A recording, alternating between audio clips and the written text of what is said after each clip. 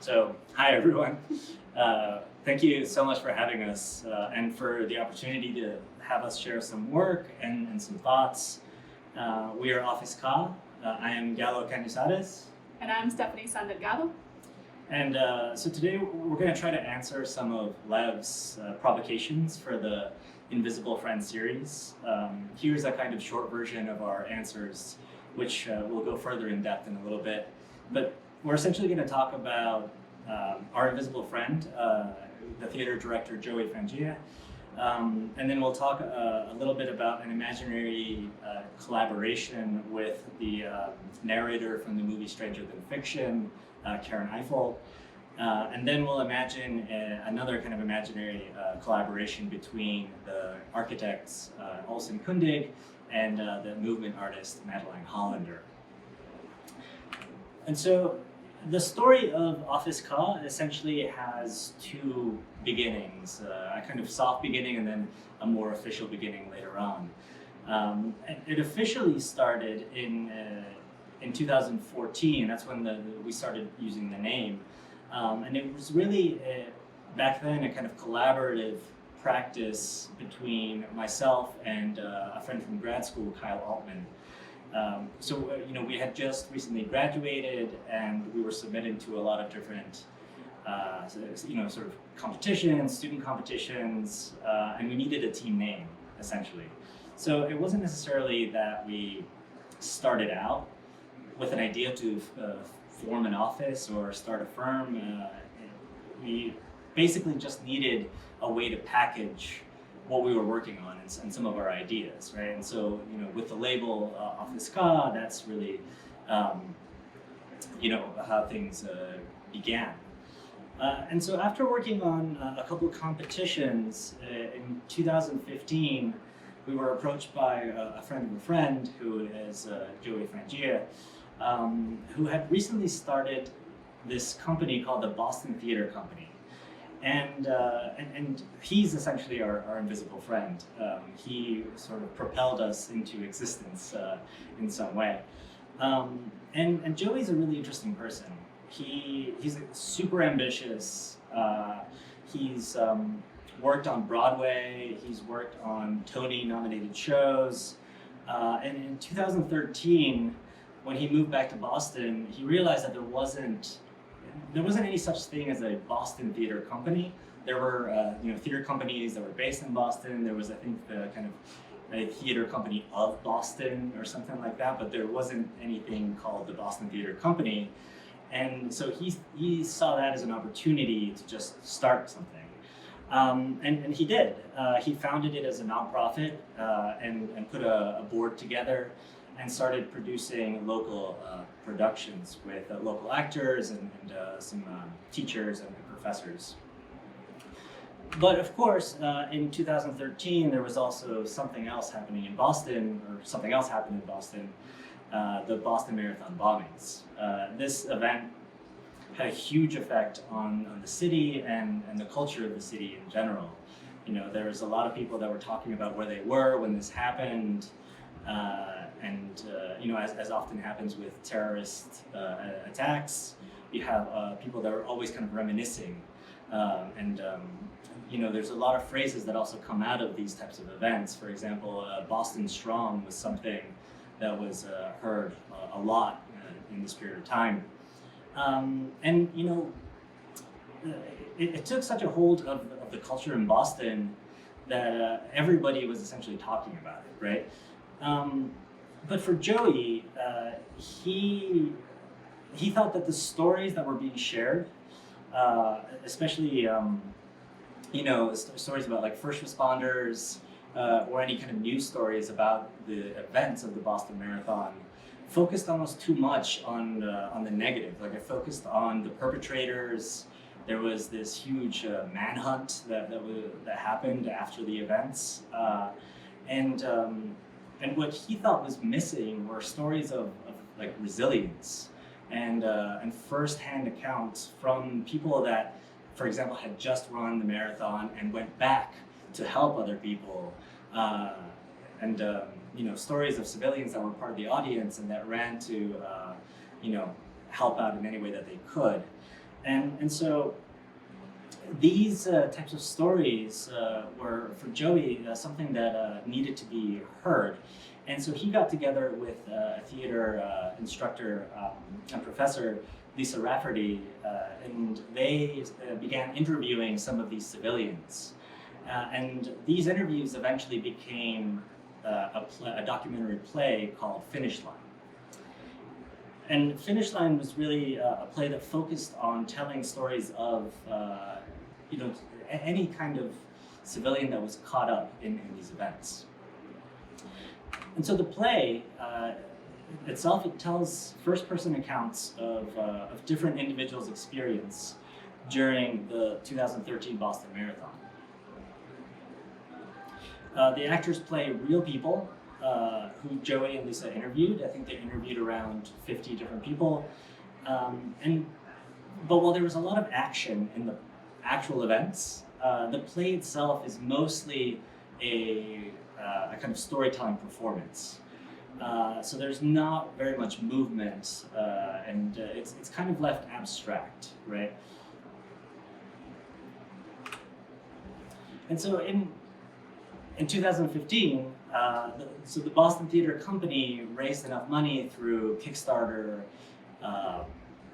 fundraising, and other kinds of fundraising to put on Finish Line for the very first time. It was put on at this event space called the Nonprofit Center in downtown Boston. And while this place is in a great location, right, it's in the middle of downtown, it doesn't really look that great. And so what Joey was really concerned with was, how can we radically transform this space? And for the most part, he let us have free reign, but we did have an extremely limited budget. It was only $4,000, which is basically nothing for an architectural project. And so one idea that he was really interested in was this notion of not having a traditional stage. And so, because we had had discussions about the kind of mood of the play and the kind of movement that happens in the play, or actually lack thereof, he was really interested in exploring ideas about abstraction, right? Maybe not having a central raised stage, which we couldn't even do anyway because there were some extremely low ceilings in this space. And so, because nobody was going to fully reenact any kind of movement or big actions, we decided that maybe some kind of an abstract environment would be the best for this kind of a performance. And we didn't know anything about stage design at all. We were maybe 1.5 years out of grad school, and we'd only worked on speculative work since. And it was actually also Joey's first time directing a documentary play, of this magnitude. So we were both kind of first timers in a sense. But what's actually more important here is also that the audience that we envisioned would be made up of potentially people that had witnessed some of these events, right? Because this play was a documentary play and we were telling real people's stories, we thought that those people would actually come and listen to their own stories being played back. And so we almost had a responsibility to be very careful in how we represented those memories and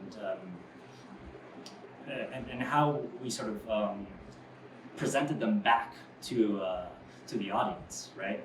And so this is another reason why we chose abstraction. We didn't want to create, a backdrop of Boston. We didn't want to create anything literal, right? We immersed ourselves completely in an idea that this space could be more nebulous and more almost like ephemeral.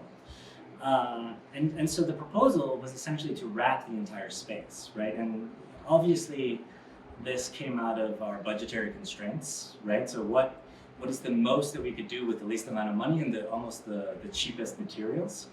And we thought that wrapping this convention center in fabric could do a lot for us.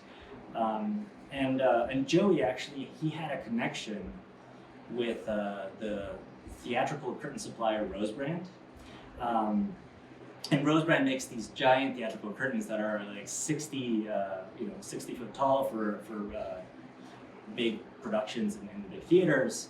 And so we thought that we could take this idea of the theatrical curtain and wrap the entire space in a kind of prototypical, folded curtain, and bring the audience into these memories. And so, Joey loved this idea. He thought that, it was great. It wasn't literal. It put the actors on the same level as the audience, and it was a kind of theater in the round type of setting. But we also had to sell it to everyone else, right? We had to sell it to the actors, we had to sell it to the audience, and some of the financiers of the play as well.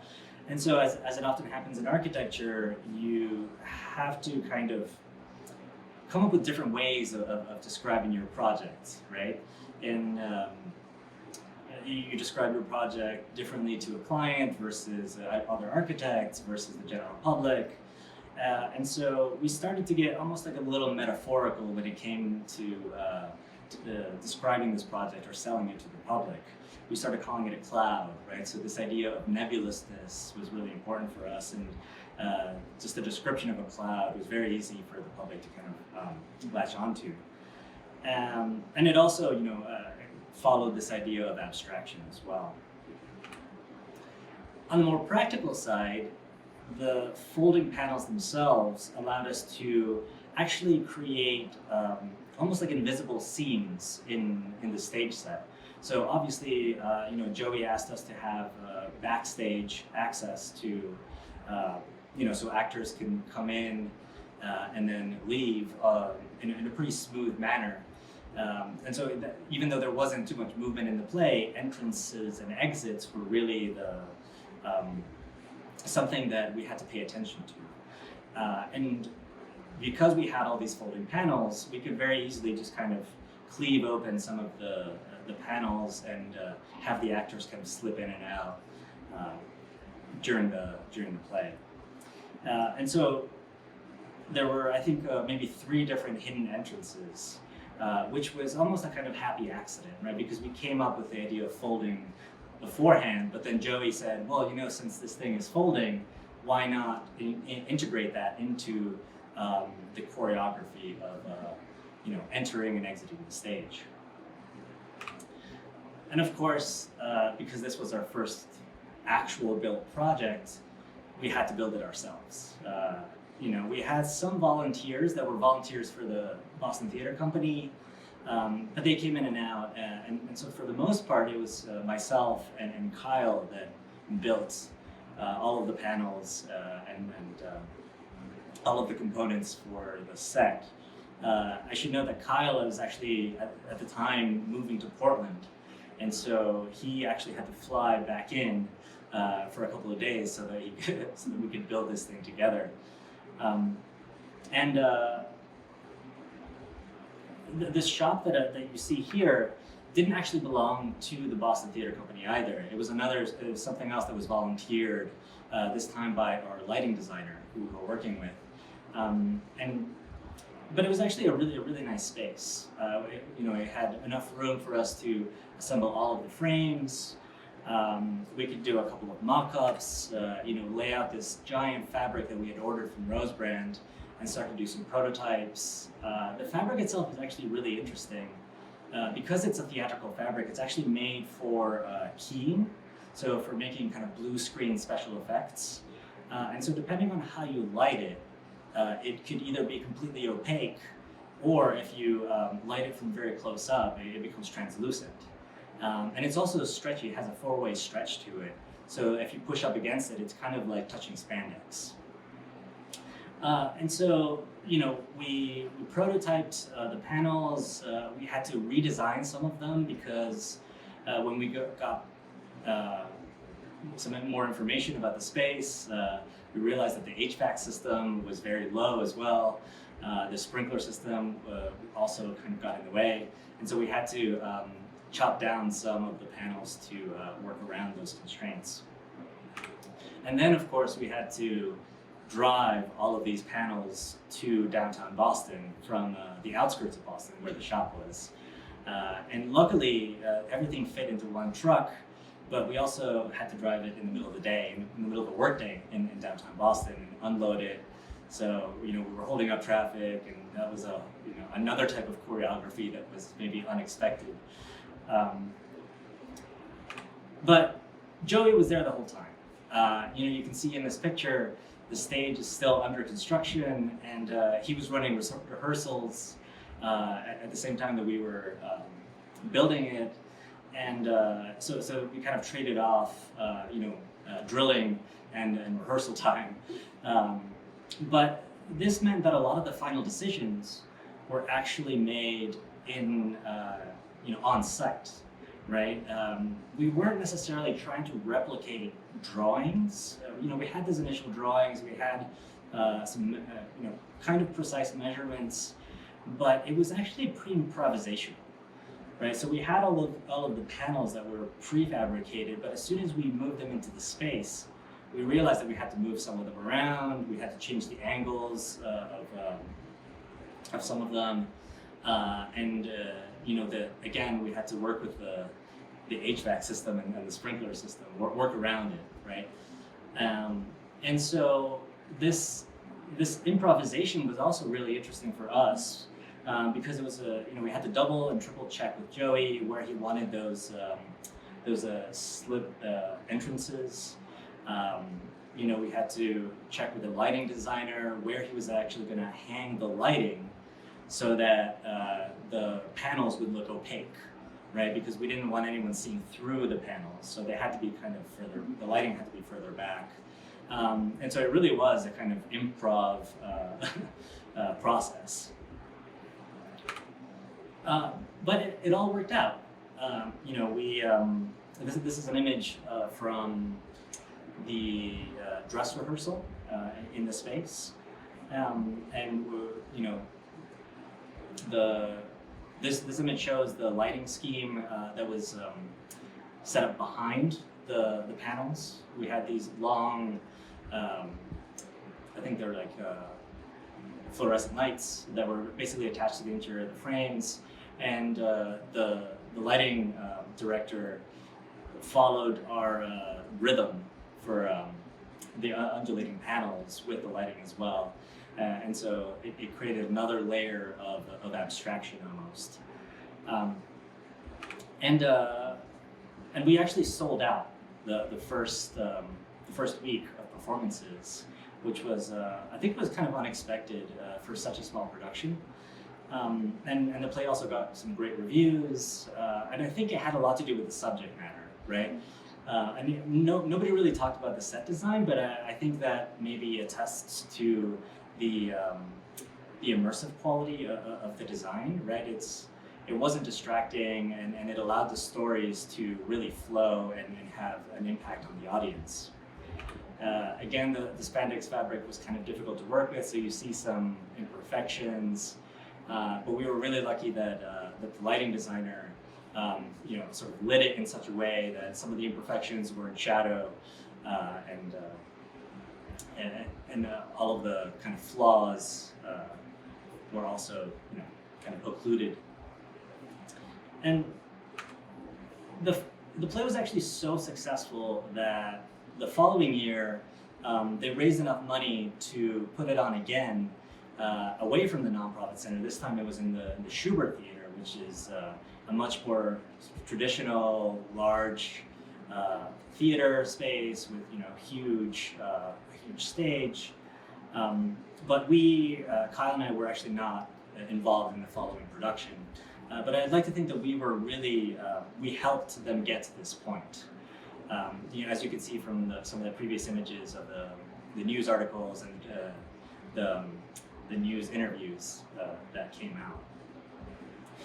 And one of the reasons that we weren't involved in the second production was Kyle had moved away.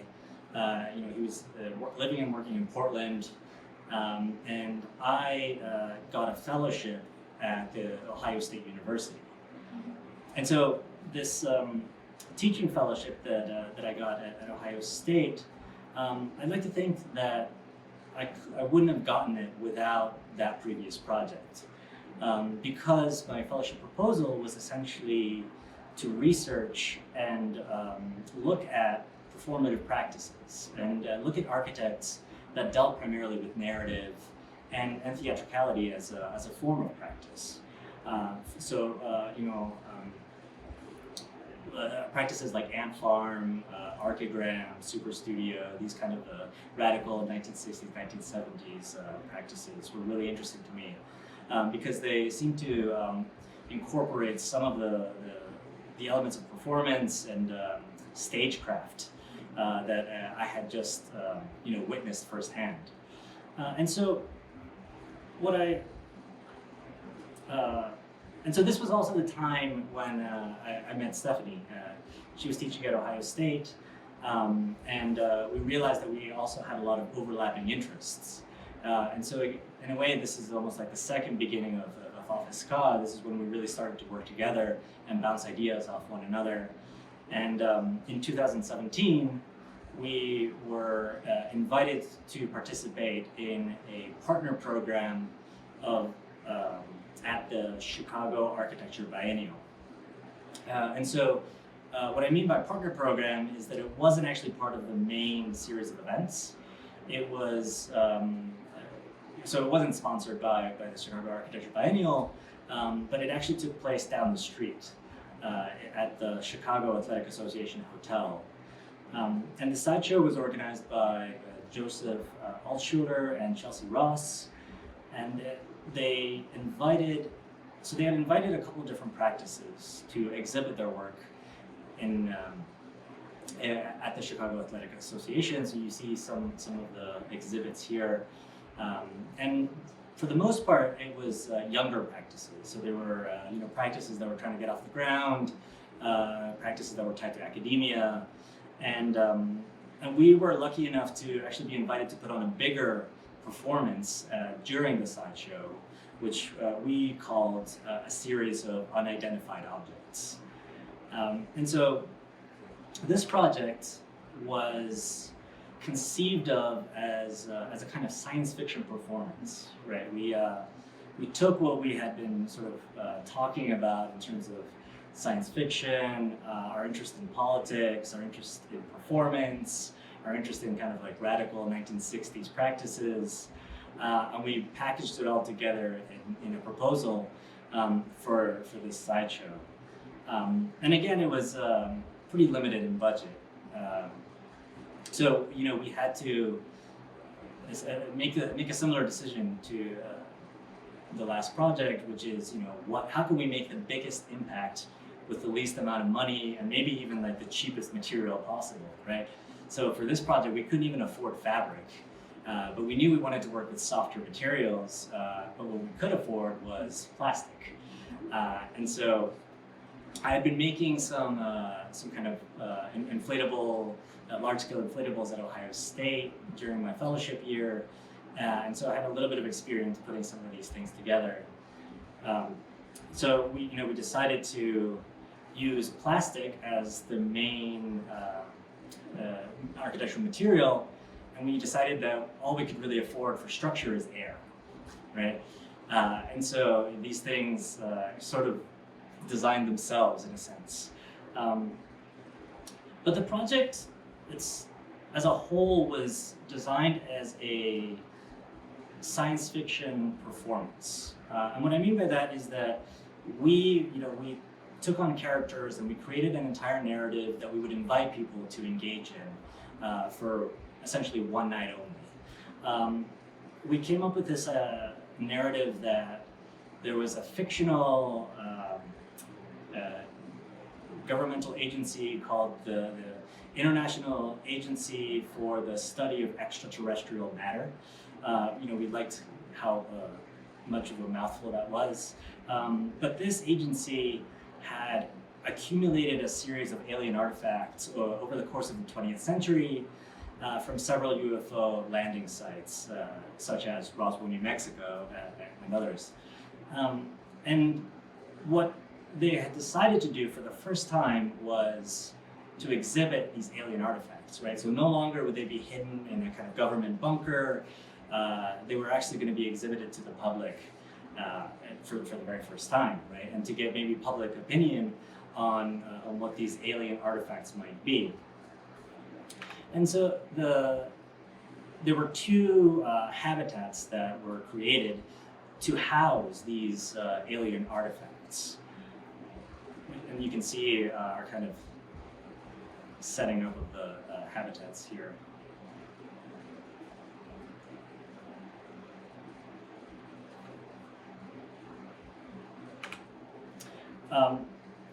So the objects themselves, I don't think they weren't really the focus of the project. They existed almost like red herrings, or more cinematically, maybe like MacGuffins, right? They were just objects that were supposed to have specific set of qualities that would drive the narrative in a way. And pragmatically, there were these 3D printed cubes that were immersed in Galo to give them a kind of strange materiality. But what we really wanted to explore was this idea of alienness. And we really wanted to unpack the term alien as much as we could, and to have the audience reflect on what it meant to be alien, what it meant to look at aliens, and alienation as a kind of concept. And so, on the one hand, we have these abstract artifacts, each of which kind of came with its own story, where it was recovered, when it was recovered. But on the other hand, the perception of these artifacts was also skewed by its environment and by the way that we presented them to the public, either through the kind of frosted, milky texture of the plastic, or through the material of the Jello, or the kind of light box that they were placed in. And so, there was definitely an element of a science fiction imagery. We drew a lot from, images from NASA. We drew a lot from sort of scientific imagery like clean rooms, laboratories, and of course, within our budget, we did what we could to maximize that effect, right? So it was almost like an exercise in stagecraft, and so there was also this idea of genre, right? So maybe this is a little bit different from the previous project, right? Maybe there wasn't really a genre in the documentary play, but here we almost like doubled down on genre, and we really were looking at themes from like the X-Files, or just kind of pulp science fiction cinema, UFO conspiracy theories, NASA footage, all of that kind of stuff. Because we really wanted to have these environments kind of consume the viewer and immerse themselves into these kind of science fiction worlds. And another way that we immersed the audience in the narrative was by actually performing as these as part of the agency, right? As part of the kind of controlling entity that was in charge of these alien artifacts, and so we essentially set up guards in the installation space that were played by us, and the way that the choreography of the performance went was that the viewers would enter and they would be able to sort of engage with with these kind of sandwich boards. They could look at the gallery, but if they wanted to go into the habitats, they had to answer a series of questions, right? So we were essentially a kind of checkpoint before they could go any further. And we asked them a series of questions like, are you an alien? Have you ever had contact with an alien or with aliens? And we really wanted them to either suspend disbelief or to engage this question of alienness, or maybe to push back. And some of them did. Some of them actually asked us, well, what do you mean? What do you mean when you say alien? I'm technically, I wasn't born here, so technically I could be an alien. And so, this is the kind of ambiguity that we were kind of excited about. And so, beyond the objects and the spaces, there were ideas of control, ideas of identity that we started to explore through performance and through the choreography of just movement of bodies in space. And we were really interested in seeing how those issues actually affect the perception of space.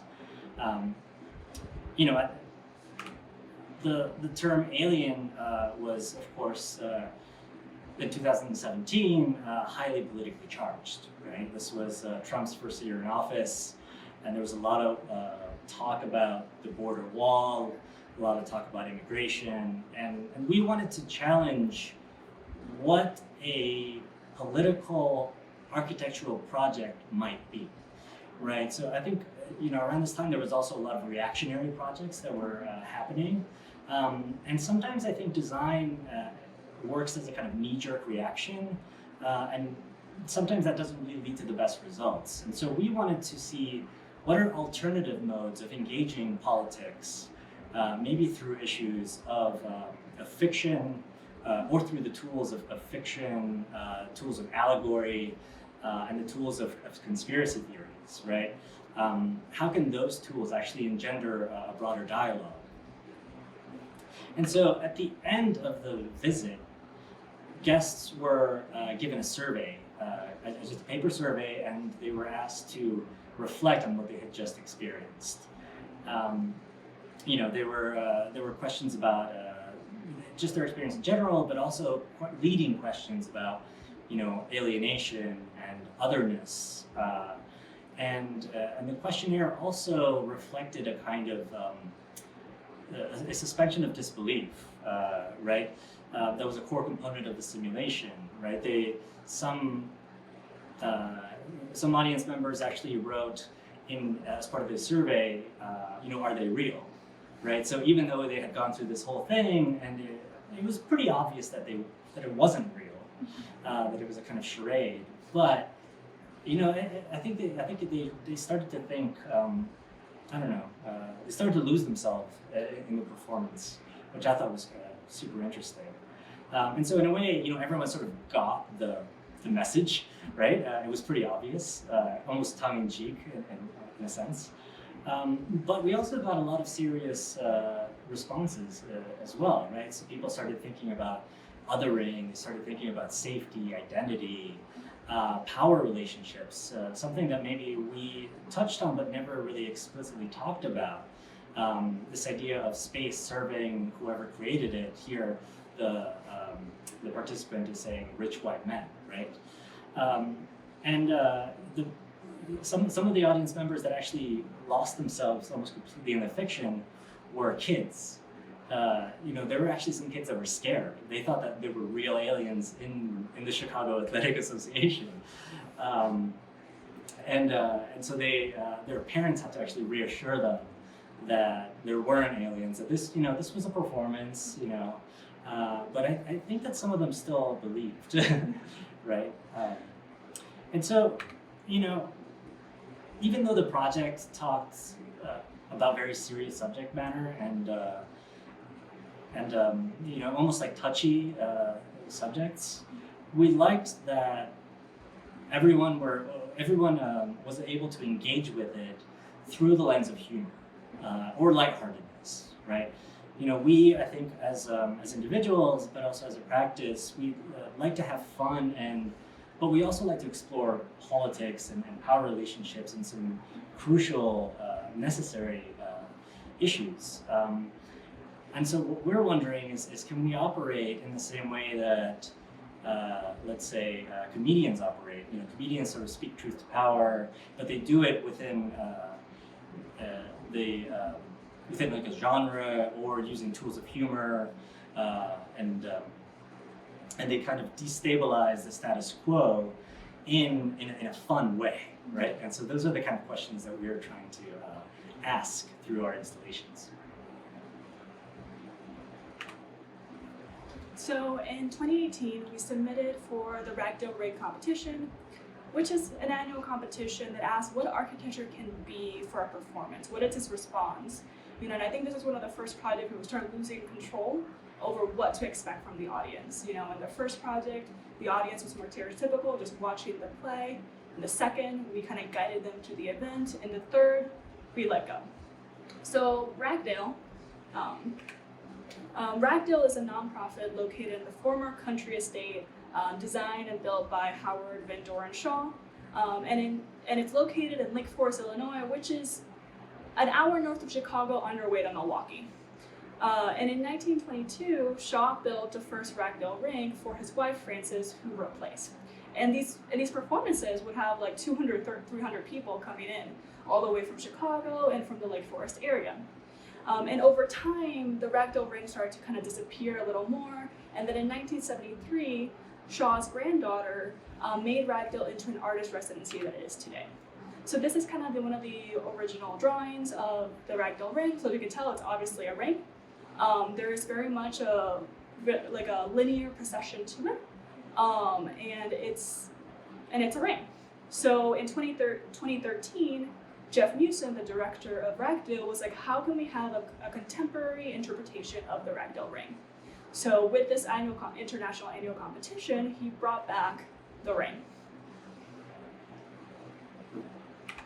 And when we were looking at the prompt, from the very beginning, we were thinking about agency. Like, how can we give users agency? And when we talk about users, we're not just talking about performers who are performing in the site, but we're also thinking about the audience. How can they control their site and, to a sense, be more comfortable or participate in the performance? So for us, the way that we were able to do it was with two components. The static, which is the wall that doesn't really move, and then the beanbag, which you can see kind of here slumping down and kind of falling down, which we call the noodle. As you can see, the walls are static, but the walls in the stage are static, but the noodles are not. They slouch, they pile up, and in this photo, you can start to see our color selections. So right now, it's kind of more prominent green and blue. We want to enhance kind of the relationship between the natural and the artificial. So for the natural, the walls are kind of peeling off the ground are a green synthetic turf. On the other side, and the beanbags, we have a more sculpted side, we kind of have a bright yellow synthetic turf and fabric to stand out as artificial. And the blue is kind of like a neutral color to kind of bring everything together. So the sculpted seating, it's clad in this neon yellow astroturf, as well as the beanbags. And again, we did it to highlight the artificial nature. Sorry, I just repeated myself. And we were really careful in making sure that the noodles themselves were not too heavy. Our intention was that they should be able to be carried by one adult or two children. So we wanted to make them heavy enough so the wind didn't pick them up, but not heavy enough that people wouldn't use them. But we also wanted to make sure that people would hug them. They're kind of gentle creatures in the landscape, so we wanted a sense of familiarity with them. As you can see here, there's two types of noodles that we made. A straight one that kind of slouches, and then a round loop one. And I think when they start to be connected like this, it looks like they're characters, and they're kind of part of the performance and part of the landscape. So before, during, and after the installation, we were really interested in the idea of physics simulations. How can we predict how a noodle is being used? Can we predict it? Which again, this is a project of us giving up control, which I think we learn later. But how can we use software to help us understand the possibilities of this project? So we realized that you could drape a noodle, you can wrap a wall in the noodle and kind of drape it over, and then you can pull it through one of the openings and make it into a slide, is what we discovered. And when you kind of look at these two photos, I always found it was really interesting, It's a photo about materials. The one to the left, the synthetic turf, we spent a lot of time picking that turf. Like, granted, we had budget restrictions, so we didn't go with a big name like AstroTurf. But we spent a lot of time picking a green that had variations of green in it, so that way it can look like grass. We were pleasantly surprised when we actually put it on the ground there, and we're like, oh, it actually matches the grass. We weren't really expecting that. We were kind of trying to get as close as possible. Then something that Galo mentioned before for blue, we stuck around with the rose brand. So all of our fabric is a exterior quality fabric that we got from Rose Brand. And for us, organization is really key. Talking about like weight of a truck, when we were packing our U-Haul and trying to pick materials or the wood that we were going to use for the project, I actually calculated what wood could we use because there's a weight limitation on U-Hauls. So our wood selection of just keeping it with plywood and OSB was specific to the fact that we couldn't use heavier materials because we wanted to limit it to one U-Haul truck only. So you can see here, there's a lot of wood. This is pretty much the first day. We're just unpacking and trying to organize ourselves. So you can't really build an installation without organization. So we kind of have, it seems a little bit like a mess, but those stacks make sense. They're all each component of the walls are together, so that way they're easier to find. And we were really lucky with the spaces at Ragdale. We didn't really plan to use these spaces. We didn't even know about these spaces. So when we were originally thinking about filling the noodles, we're like, oh, I don't know how we're gonna fill them. So we were able to find this loft, which is the same side where you see it before. This is where we're storing the wood, and which was perfect. It was enough height for us to be able to fill it from above, but we had a team below, fluffing it out, make it into a nice noodle. And that's also another like funny thing was that originally our noodle was 45 feet long. But due to budget, I feel like the budget's always like a main point in our presentation. Due to budget, we cut down the size of the noodle to be in 30 feet. Which also I think worked out at the end because I think it made it more manageable for a person to carry and a little bit easier to move around. But it was also a really kind of funny coincidence is that this is the Meadow Studio where Becca and Adiba did a fabulous job of sewing all the noodles. 5 noodles in 3 days, it's magnificent. In a space that was exactly 30 feet. We never planned for that, but it was like one of those happy coincidences that we discovered in Ragdale. And to make it like a little easier to build, we use light wood framing, things that we can find at Lowe's. So it's mostly 2x4s, plywood, a little bit of OSB, nothing really fancy. Each wall is secured to the ground by a 4x4 beam that is anchored and screwed to the ground itself. So we were actually something we were concerned about, especially when we discovered that people could climb the 10-foot walls easily. And luckily, none of our structural engineering worked out and none of the walls collapsed. So here's a time lapse of construction. You can kind of see from the very beginning how we made those walls and the stage. This time lapse goes all the way towards the opening night. The white stuff is elastomeric, so it's kind of like our waterproofing, so that way the walls wouldn't rot from the inside out. And we couldn't have done this with our team of students from Ohio State.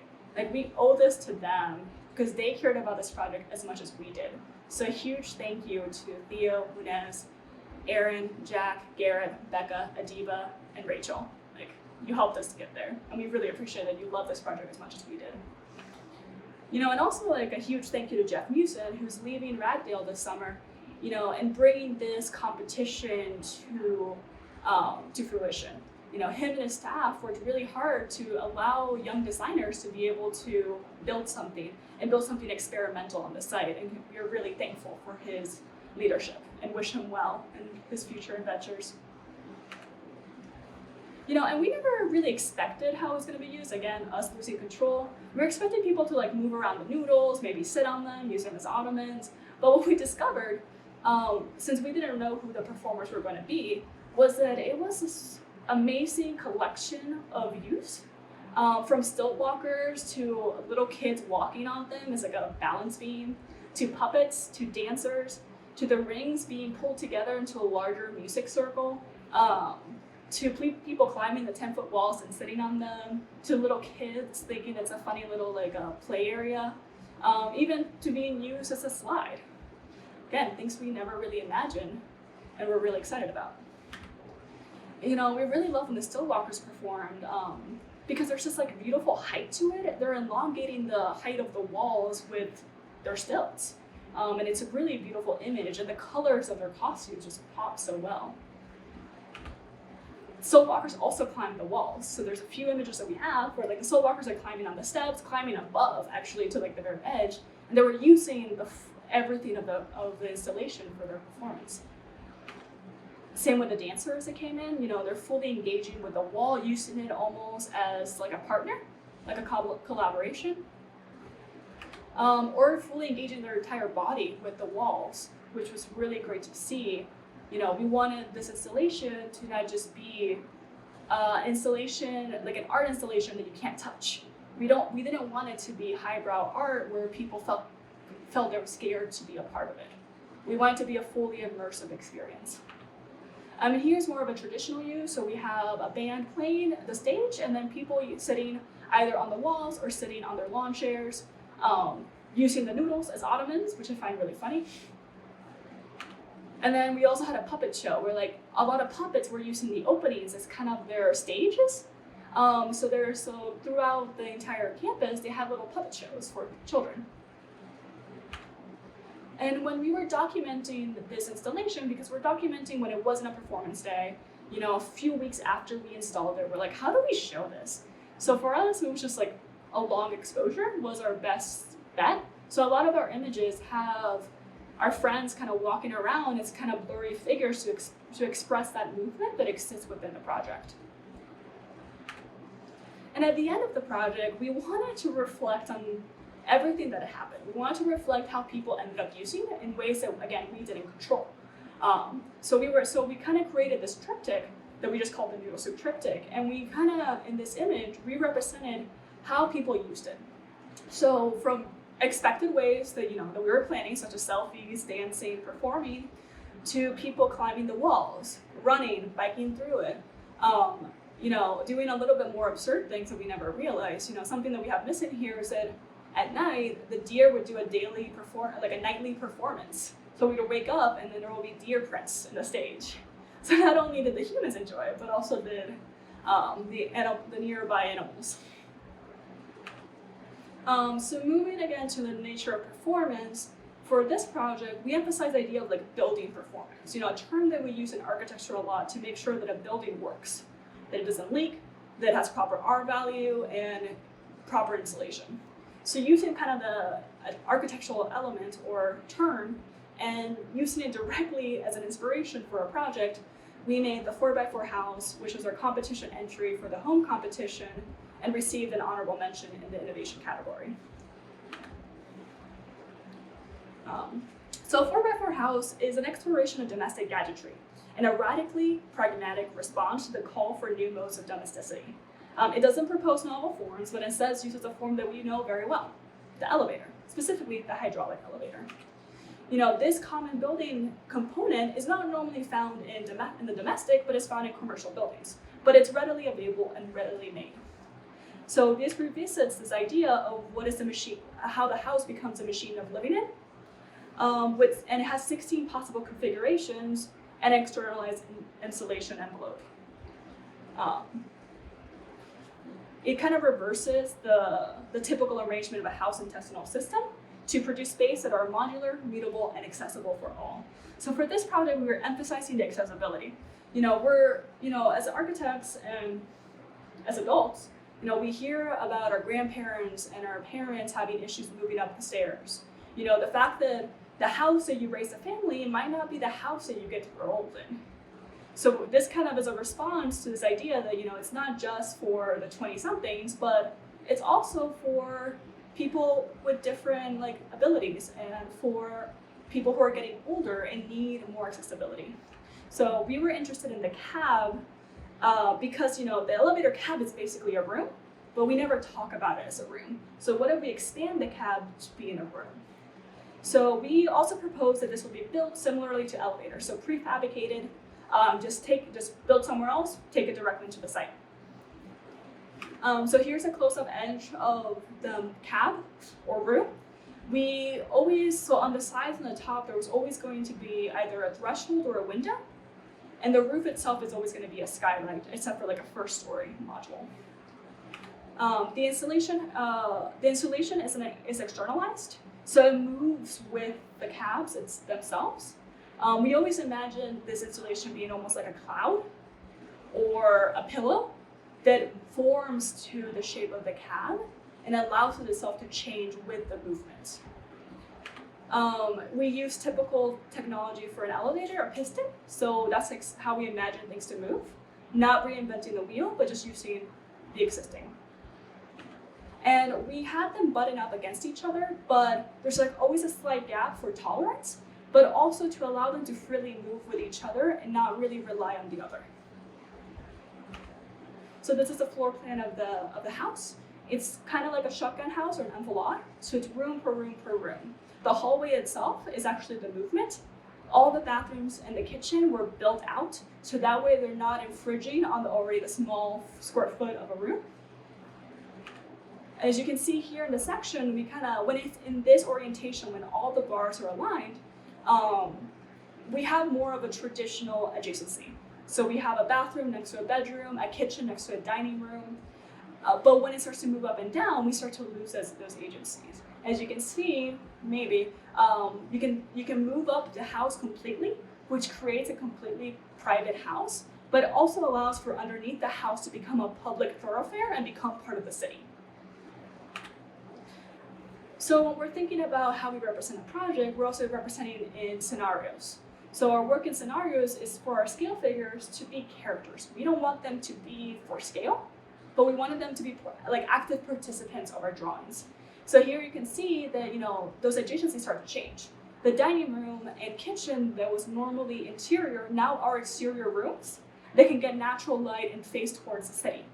But now you get a little bit more of awkward adjacencies with the isolation of the bathrooms at the top, and the entry room being right next to like a bedroom closet. So the adjacencies start to change a lot as the house changes for somebody's routine and somebody's regular day.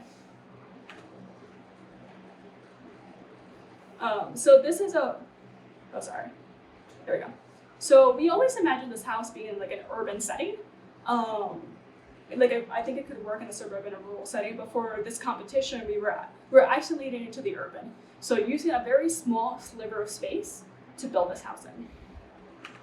As you can see in these elevations, on the left, when the module is fully up, the insulation bellows on the bottom. It constricts the space, but allows for free opening.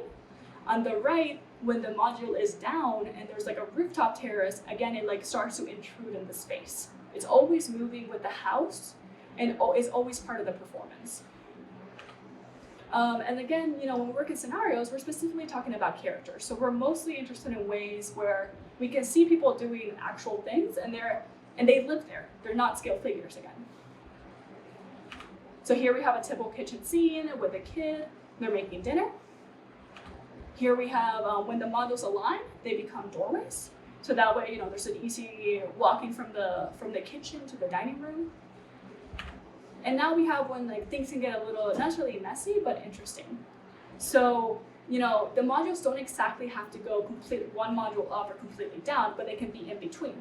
When they're in between, they're creating this semi-private and semi-public space where somebody can be isolated but still have view from another.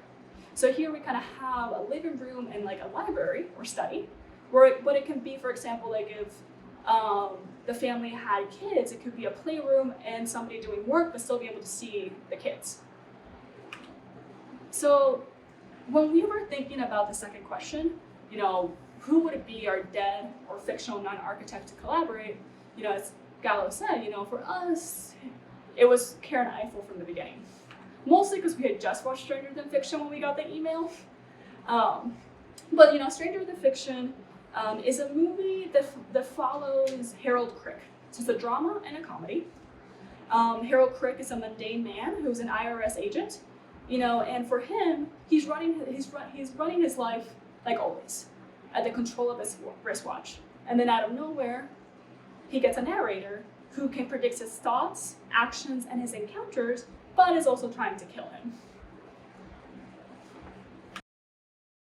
Excuse me. Excuse me. Are you Miss Eiffel? Yes. Am I interrupting? Yes. I'm the assistant your publishers hired. The publishers think I have writer's block. Do you have writer's block? I don't know how to kill Harold Crick.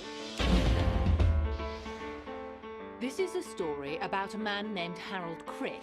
Harold lived a life of solitude. He would walk home alone. He would eat alone. When others' minds would fantasize about their upcoming day, Hello? Harold just counted brush strokes. All right, who just said Harold just counted brushstrokes? Dave, I'm being followed. How are you being followed? You're not moving. It's by a woman's voice. She's narrating. Oh, Harold couldn't concentrate on his work. I can't think while you're talking. You have a voice speaking to you. About me, accurately, and with a better vocabulary. Harold found himself exasperated, Shut up! cursing the heavens in futility. No, I'm not. I'm cursing you, you stupid voice, so shut up and leave me alone! So, as we see in the trailer, Harold Crick is a man of routine. Every aspect of his life is controlled by his wristwatch. As we see in this image from the movie still, he is always 15 seconds late to his morning commute of taking a bus. It's always 15 seconds. His wristwatch controls every single aspect of his day. And he, as an IRS agent, mostly spends his day getting yelled at by people hating the fact that he's collecting taxes. And it's always beeping to let him know when to start or stop something. Like his life is purely controlled. It's lonely and it's full of anger normally. So one day his wristwatch malfunctions, and this is the day that Karen Eiffel comes into Harold's life. His entire life is being narrated. It almost seems like it's almost a step ahead. He finds out about his own feelings before he even feels them. And he seeks the consultation of an English professor called Dr. Hilbert, played by Dustin Hoffman, to figure out who this narrator is. So they're trying to figure out whether or not he's actually living a comedy or living a tragedy. What we discover is that he's living a tragedy. So Karen Eiffel is a well-known author in this movie, played by Emma Thompson, who is normally a writer of tragedies with very sad endings to books. And she's completely unaware of her omnipresent power in controlling his life. So now there's this moral dilemma. And she gives her manuscript to both Dr. Hilbert and Harold to read. And then when they read it, Dr. Hilbert believes that he should die. For the sake of the book and for the sake of the art, Harold should die. When Harold reads it, he thinks he should die as well. He doesn't consider his life as part of this narrative, but to be a sacrifice or a martyr for the ending of this book. So Karen Eiffel is left with this ridiculous dilemma of, do I kill somebody for the sake of art, or do I let him live? She lets him live, and to many critics, that was a wrong move, and she received a lot of negative reviews because of it. So we're really kind of interested in this architecture of improvisation. And we chose Karen Eiffel because we're interested in designing for a narrative that works in real time and it's completely controlled by another. So something that we don't have control over, but we're always acting as improv actors, trying to catch ahead when something's right being said. How do we do that, and how do we become part of a narrative that we don't control? And what's also really interesting about this movie is that there's this tension about third-person and first-person narrations, which becomes a really interesting moment when you're trying to design with third person and first person in mind. Yeah, we're really interested in this idea of who is the first person in architectural design, right? Is the first person perspective the client's perspective, or is it the designer's perspective?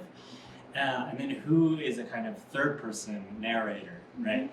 And I think the tension between third person and first person narration is really interesting from a design point of view, because I think it almost acts like a video game. So spaces that kind of emerge in real time, and that's something that we've been really interested in lately, is exploring real time technology and looking at how narratives maybe can evolve in real time, and how the architecture of within those narratives can also sort of adapt or be designed in real time.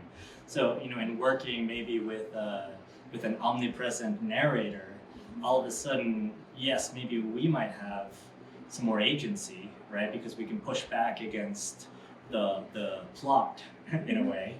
But then we can also maybe achieve some kind of a collaborative accord, right? So in the same way that Harold has to actually plead for his life in the movie with the narrator, maybe that kind of a negotiation can be a kind of design process, right? And that's why I think we chose this particular fictional collaborator. And we had a lot of fun, actually. So thank you, Lev, for the provocation, because we had a lot of fun figuring out, who would we want to collaborate with, and I think for us the kind of fictional, the introduction of a fictional character was probably the best for us. And we also had a lot of fun responding to the third provocation, which is to pick a contemporary architect and match them up with a collaborator and explain why. And so in thinking about these this question, we thought a lot about what we're interested in exploring, right? So this question actually allowed us to reflect on our work so far, but also almost our values as well, right? In reflecting about noodle soup, for instance, we started to think about the intimacy between the body and the noodle. In reflecting about on the stage set, I started to think about, well, what happened when people touched the spandex and their hands sort of went into the stage set. And so recently we've been talking a lot about scale and intimacy in space. And we realized is that we've never really been interested in operating at the kind of urban scale or at the scale of infrastructure. While we've studied that, for us as a kind of practice, we like to operate at the scale of the body and its immediate surroundings. And so, for example, with the 4x4 house, I think the scale of the room was really important to us. We didn't want to make a giant elevator that was, super exaggerated. We wanted to stay within the kind of personal bubble almost, and explore how choreography might exist within that intimate space. And so, when we had to think of contemporary practices that maybe embody some of those values and contemporary and who they might want to collaborate with, we thought that it would be really interesting to pair up the architect Olsen Kundig with the movement artist Madeline Hollander. And Hollander's work has been a recent fascination for us. The way that she uses movement of bodies and how she choreographs their engagement with a space is unlike anything that I think I've seen before. For example, her project Ouroboros G's, done at the Whitney Museum, is a kind of choreographed performance of these laborers that are installing the Whitney Museum's flood mitigation system, which is essentially these giant flood barriers. And I'll show a video of it.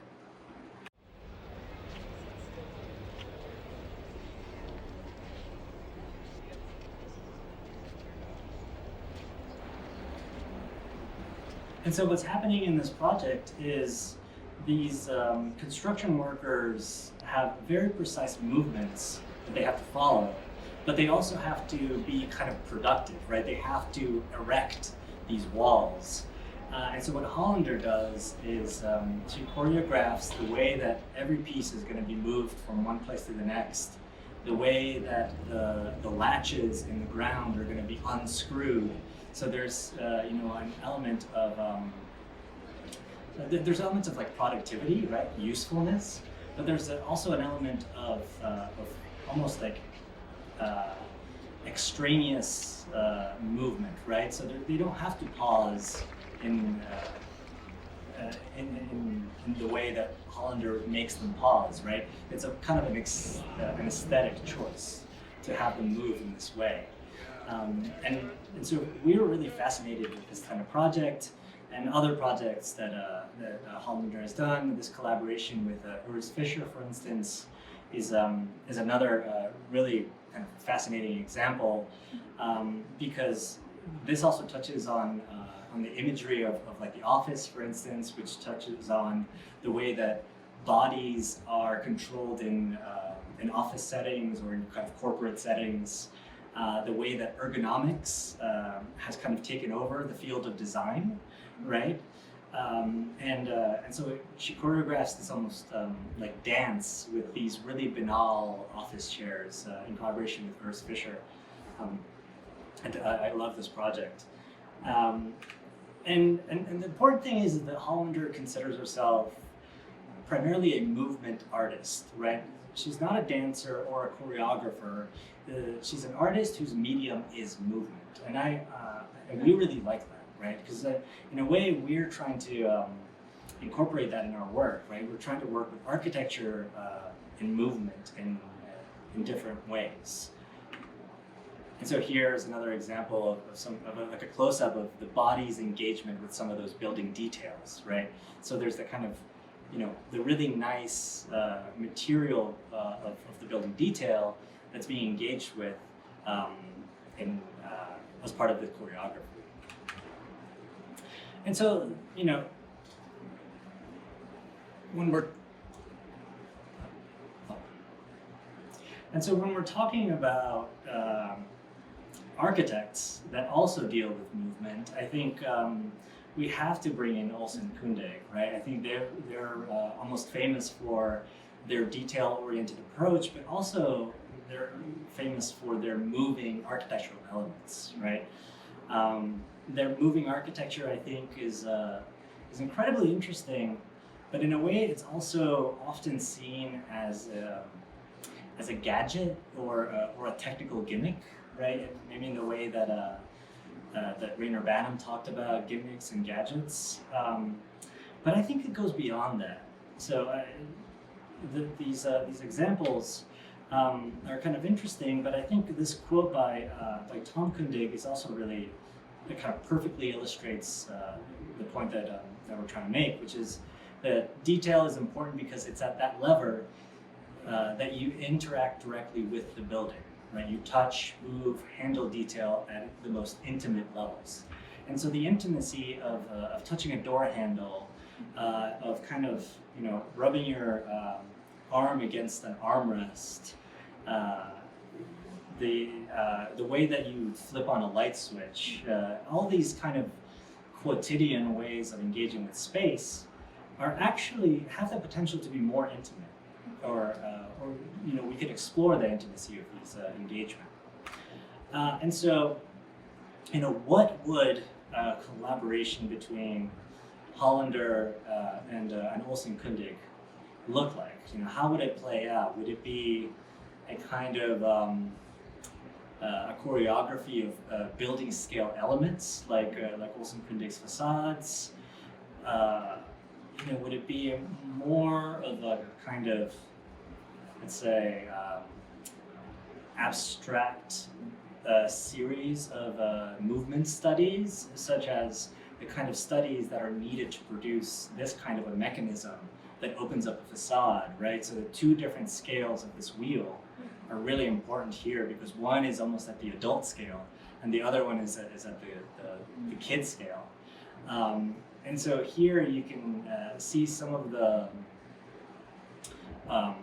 potential for architecture to engage movement and to almost create a really synergistic relationship between the scale of the body, the labor of the body, right, which is what Hollander is really interested in, and its effects on a space, whether it's environmental effects or lighting effects, or even just generic kind of spatial effects, right? You know, maybe the collaboration could be about reconfiguration, right? This idea of turning a space into something else, similar to maybe how we were envisioning the reconfigurability of the 4x4 house, right? How can a space radically change its program just through, you know, bodies moving these architectural elements?